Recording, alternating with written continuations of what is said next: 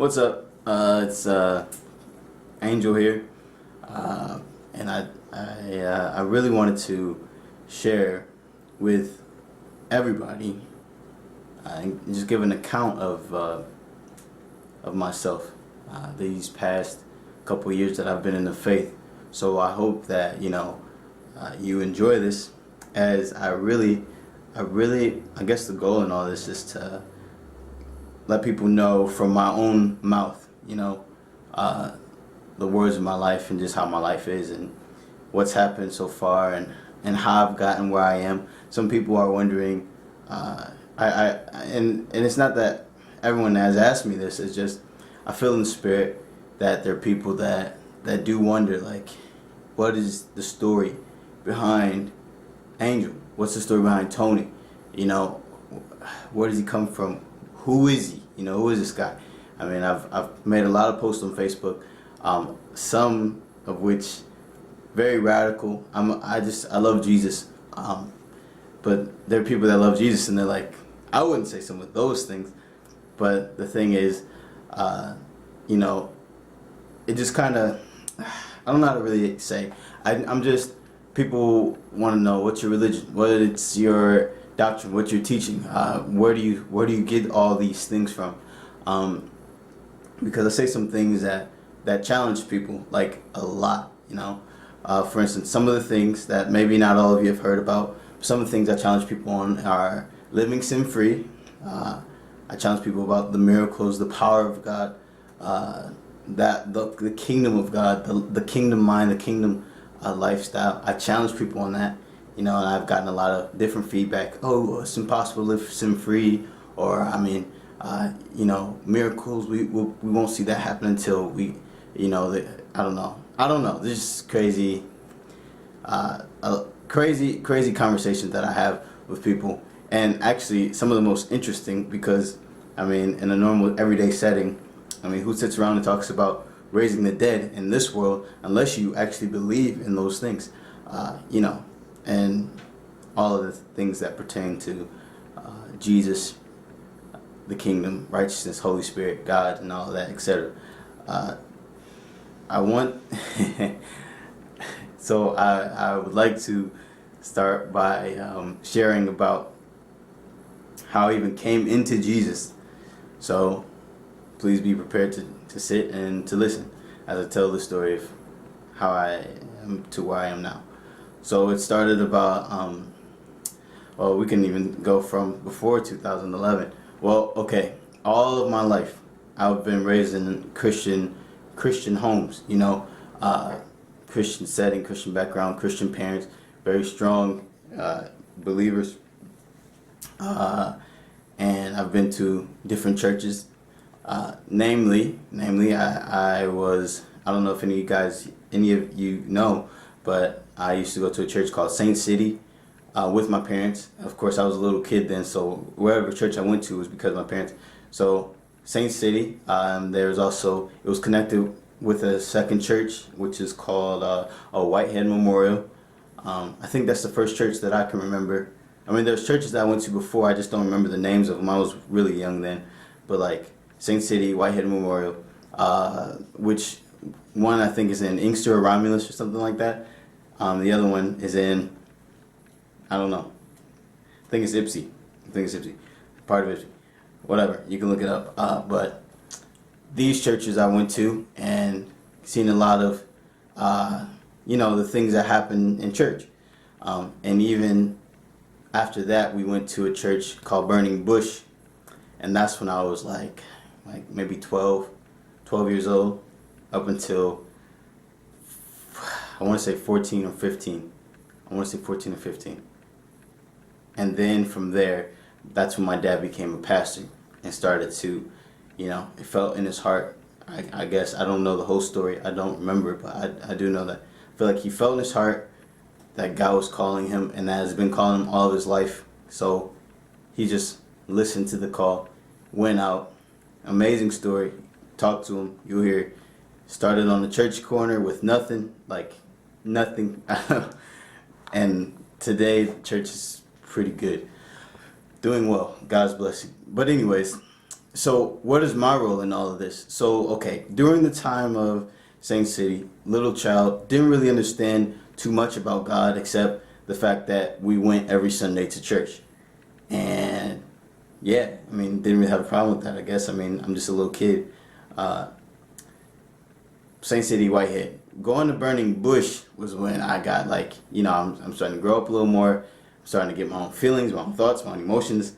Uh, Not that I didn't have thoughts or emotions at the young age that I was before, but now, I don't know, I just started to see a lot of just different things, and my understanding began to increase, and began to get more experiences, and my eyes started to, like, from very tight, starting to loosen up. They weren't really open just yet, but like, like from here to like a little open, then oh my gosh.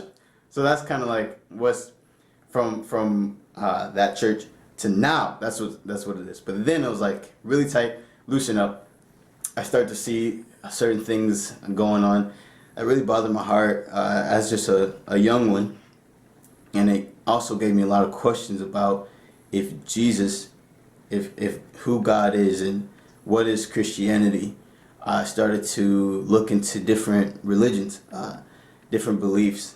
I had so many questions, and there weren't many people. There were like nobody who could answer my questions because I asked some pretty difficult questions. And quite honestly, now I believe that these questions should be asked to this day for the common believer, Christian, namely. These questions should be asked because, you want to know what you believe. So I got into Hinduism.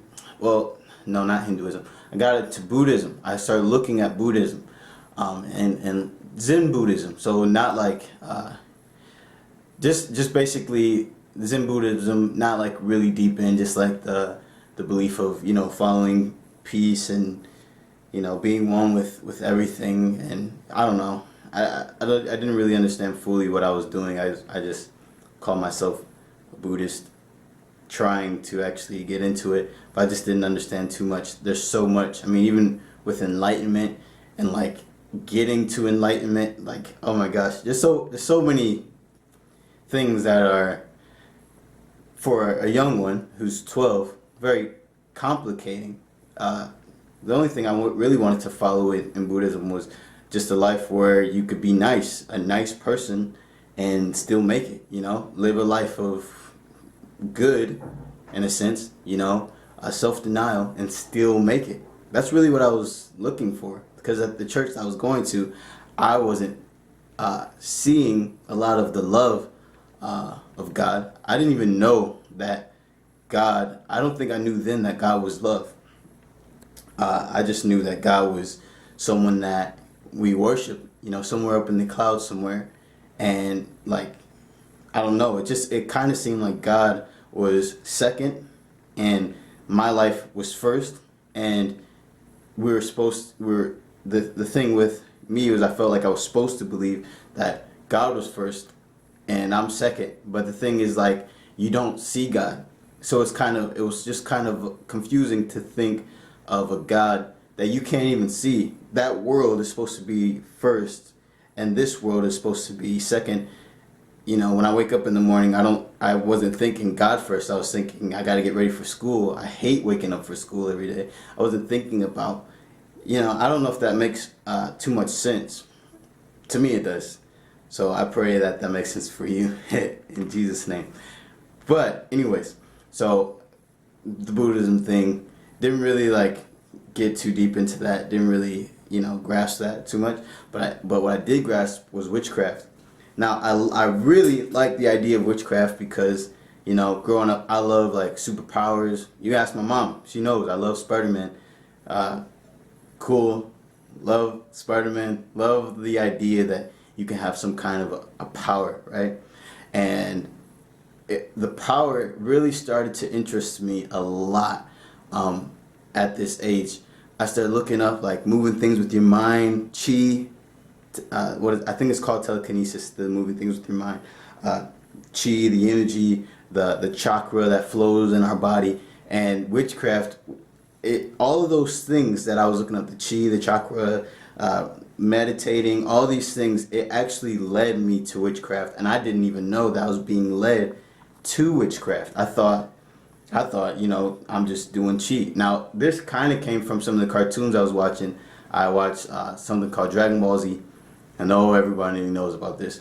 Dragon Ball Z, talk about chi, talk about chakra. Started to look into that, and as I got deeper and deeper, the rabbit hole got deeper, and next thing I know, it's leading me to witchcraft. And I remember going to the library and looking in a book about witchcraft, and actually looking at some spells in this book. Now, I never did any spells on anyone, okay? So, despite the myths, I've never done any spells on anyone. I never even tried to do a spell on anyone. But there was a time that I met, and I told my parents about this. I met this girl, this fascinating girl, and she was really nice, really sweet, really kind, and she was a friend. I'm a little guy, I got a friend.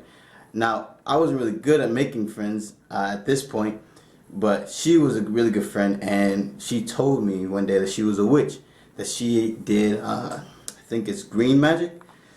It was either white or green magic, and what that is with nature. She does magic that it's not like black magic, dark magic, it's not evil. It just deals with nature, like the wind, the grass, just things like that, manipulating those things. And when she was telling me about it, I remember just like being like, whoa, like this is cool to think that you can move or manipulate it. I don't know. It just sounded really cool to me, especially a young guy that likes the idea of powers. So I remember I talked to my parents one night. I was in the car, and I told my parents, I asked them what was wrong with witchcraft. And I remember my parents, they cried. I think it was more so my dad who was crying. He was crying in the front seat because he was telling me, like, don't go down this path, like, don't do it. And I remember just sitting in the back seat thinking, like, what's wrong with this? Like, it's so cool. Like, it's not bad. It could be a good thing, But I don't know why I stopped. I think maybe that's why I stopped. I think that is it. And my parents actually kept me from reading fantasy books, like, ever since that, like, after that. I wasn't allowed to read any fantasy, any Dragon Ball Z, well, not Dragon Ball Z, but any fantasy books like dragons or anything like that. Okay, so let me cut to the chase, because I don't want to take all day with this, but, so fast forwarding, and that's how my whole story, no, I'm kidding. So anyways, so witchcraft, okay. So basically, what I'm getting at is that the point is I had questions, a lot of unanswered questions, and as I grew older, I remember, even when my dad started to get his own church, I really didn't like that, like the idea that he would be a pastor, because then I would be a pastor's kid, and I would have to be, pastor's kid etiquette, be a good person. I felt like, I had to be on a pedestal, and be honest, it wasn't that bad at first. It really wasn't. It was just a struggle, because my dad, he didn't have everything figured out. He was just doing his best to follow what it is that the Father told him to do. So we ended up had a church. He had a church in, I think, Inkster. Then he had a church in Westland, and the Westland church is when I'm like probably 16 to like, I don't know, 16. I don't know. I don't even remember all of it. But so in high school and about in my senior year. Now, mind you, still have all these questions. I'm a pastor's son. I help out my dad a lot. I try my best to be humble, but I got a lot of anger, like a lot of anger in my heart. Because what happened was a lot of the life at home was, let's just say, it just wasn't pleasant. Like, I didn't like life at home. There was a lot of trust issues I had with that developed between me and my parents. I just stopped trusting them. A lot of betrayed trust, and I don't really want to go deep into that. But I just didn't trust them, and I had a lot of secrets, and I became a liar, a really good liar. So much that I even start believing some of my own lies.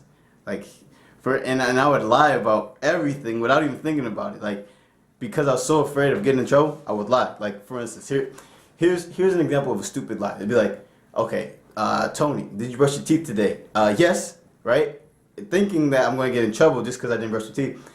But I really wasn't going to get in trouble. It's just because I'm so used to lying, I lie like, you brush your teeth? Yes. I just woke up. I just got out the bed. And, hey, Tony, did you brush your teeth? Yeah. And, okay, let's go. So we out the door. The breath is kicking, hot, stinking, whatever. All because I so used to lying. I just lie like that, just so quick. Like, Tony, are you a girl? Yes, I'm a girl. What? I mean, yes, in the sense that, I don't know, I can make up some kind of crazy lie. I don't even want to try and lie right now. But anyways, that probably didn't make so much sense either. But so okay, a lot of anger, a lot of resentment. As I'm getting older, I'm 18. I have a job, and I just got a second job the day that I got kicked out of my home. Now what happened was this. That whole week was just a crazy week. My brother's birthday was that week, and my parents, they were very, very strict. Very, very strict. But I don't know. Maybe it's just protection, loving, whatever. I don't know. Fear, it doesn't matter. But they're just very strict. So I had a girlfriend who's my wife now. Bam, married. Just in case you didn't know. Anyways, my girlfriend. I was dating her. Her birthday is her birthday is 2 days after my brother's birthday. Her birthday party or whatever she was doing was on. She scheduled it on my brother's birthday. So I wanted to, go kick it with her. Well, actually, no. She had a party before my brother's birthday. It was before his birthday. And my parents, they had planned something for my brother before his birthday, right? Or no, not before, after his birthday. So, okay, let's just do it like this. My wife's birthday is on October 7th. My brother's birthday is October 9th. So, for example, my wife, she's having her party or whatever on October 10th, or let's say it like that. I think it's like that. I don't remember. Anyways, it wasn't on my brother's birthday. She was doing something. I wanted to go. It wasn't even his birthday. So I'm like, I want to go. My parents, they didn't want me to go because, my brother, this, and this. And I was like, oh. So I was really crushed because I just, I love this girl. Like, head over heels. The dating process was, crazy for me. I really love it. Anyway, some kind of craziness. That was like one day of the week. Another day of the week, my brother had a concert we were going to. My dad was angry at me for something. I don't really want to talk about it. Anyways, I got slammed to a table, broke the table because he was angry, and it was something weird. Don't want to talk about it. But anyways, so these things happen like all this week, and then like at the end of the week, my parents come in the room and they tell me, I'm getting all these kinds of feelings, all these kinds of emotions. My dad felt like I was coming against his church because, me and my girlfriend at the time, we would joke and laugh and, just kind of do like little, I was just flirting with her, I'm joking too much in the church. I need to be paying attention to the message, all these things. And there's not enough room for two men in the house, which, by the way, there was some other guy in the house. Don't want to talk about it. But anyways, these things started to happen, and for whether bad or good, it doesn't matter. I had 2 days to leave the house. So I said, okay. They told me 2 days. Now, mind you, I've been wanting to leave this house for a long time. Like, a long time. I really just wanted to stop living there for a long time. I hated my parents. Like, really hated them. And I just seen so many things that I didn't like that it even challenged my faith even more in God. From that experience when I was 12 of the church that I was going to, how they were, and then even being in school, how it was really hard for me around this time. School, I hated school. I didn't There was bullying, a lot of teasing. I was just a dweeb. I was like trying to serve Jesus with all my heart. I carried my Bible to school. I didn't cuss. I didn't do anything bad. I wore dress clothes to school. But I was like under a lot of persecution, heavy persecution. And not to mention, not everything was peachy at home, you know? So all of these over the years, building up, building up, building up.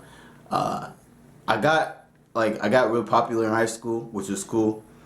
That's cool. Probably because, you know, my face started to, everything. I just started to get deeper voice, some muscles, you know. Anyways, just things started to get good for me, right? Like at school. So I kind of like lived a double life. School, I was one person. At home, I was, you know, trying to be a good little Christian boy because of my strict parents. So they told me I had 2 days to leave. And so I left that night. I climbed out the window. I was just like, I didn't want them to know that I was going to leave that night. So I climbed out the window. And, you know, I tried to do like a little, like put something in the bed to make it seem like, you know how you see in the movies? I did that. And I climbed out the window. And I was really kind of like sad. I guess a lot of my anger and hatred toward my parents came from a lot of sadness due to some of the things that happened to me growing up. Just a lot of sadness. I always wanted to trust my parents, always, but just, you know, life is just terrible. Anyways, so when I climbed out the window, I had a friend, my best friend, while I was dating my wife. She was my best friend before I met my wife. Her name was Tori Pennington. Now I called Tori P. I'm like, TP, like, I need a place to stay. I just left my parents' house. I left with like these 2 heavy bags. When I left, they were like really heavy bags. Cause I put as much stuff as I could in there. I told my brother bye, kissed him, and I left. Climbed out, left. So, let me see. Yeah, I think that's what happened. Yeah, I think, yeah. Anyways, I left. So, as I'm carrying these heavy bags in the dark, I'm like really scared because like there's just long roads I'm walking down. It's foggy. It's just like a weird, creepy movie. A police car comes. He sees me and he's like, I tell him what's going on. Since I'm 18 at this point, he doesn't take me back home. He actually takes me to TP's house, drives me there, which is pretty cool. Stayed the night at TP's undercover because her mom couldn't know that I was there because she's not allowed to have anyone spend the night. I think like that, or just because I don't know. I don't know.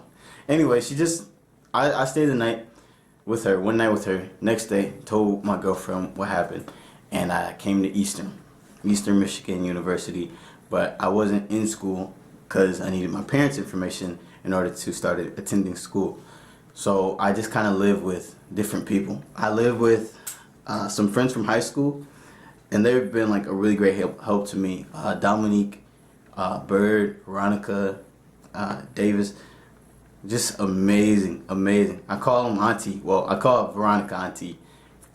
D, I call her Sunny D, you know, whatever. Anyways, it's called her Auntie because she like a little auntie, you know. It was cool. It was a nice experience. You know, they helped me like a lot. Like, but it was also bad because, you know, I got into some, you know, smoking weed. They were the first people that introduced me to, you know, weed or whatever. So, you know, I did that, which is not good at all. But it's just kind of funny when I think about it because they just kind of, everything that I've always thought about or like, you know, wanted to do, but was afraid to do or things like that, they just kind of I got all that out with them.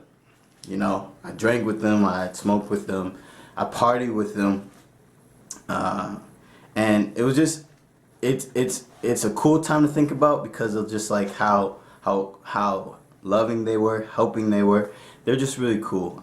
But it was also like a bad time because of the things that I got into and because of the way that I was feeling the whole time. Like, I don't know. I just lived for the party. I lived for the next like hype thing. But my life, I was very sad. I was very lonely. Even though I had my girlfriend, I wasn't living with her when I first moved out. Um, I still didn't like really live with her even after I couldn't stay with Dominique and Veronica anymore.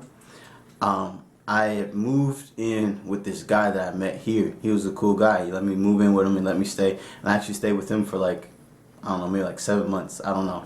Just a long time. We became cool. Then I stopped staying there just because like things started getting bad there. So I left, and I don't know. So I was like sleeping in like rooms. I slept in a public restroom. Slept in a homeless shelter. I even got to sleep with my girlfriend a couple of times. So please don't judge me right now, alright? Please do not judge me, alright? I know this all sounds bad, but this is my life without Jesus. And of course, yeah, there's some things that are dark. But at the same time, I know that all of you who are watching me, I'm sure you can relate in some way, shape, or form of, a life of sin, a life of loneliness, a life of depression, and just doing things because you don't know what else to do. You're doing what makes you happy in the moment. You do what's pleasurable, what feels right, what seems right. And that's what I did. After like, meanwhile, as I was doing these things, like each night I would cry myself to sleep, so much to where I would shake. My whole body would shake. And that, I don't say that's every night, but that was often. I miss my brothers, I miss my sister, I miss my parents, and I was really, really hurt. I was really hurt, and I was way more hurt now. Like just because I was really hurt, just like really hurt, and I don't know if I miss my parents as much as I like to think that I did. Maybe I didn't even miss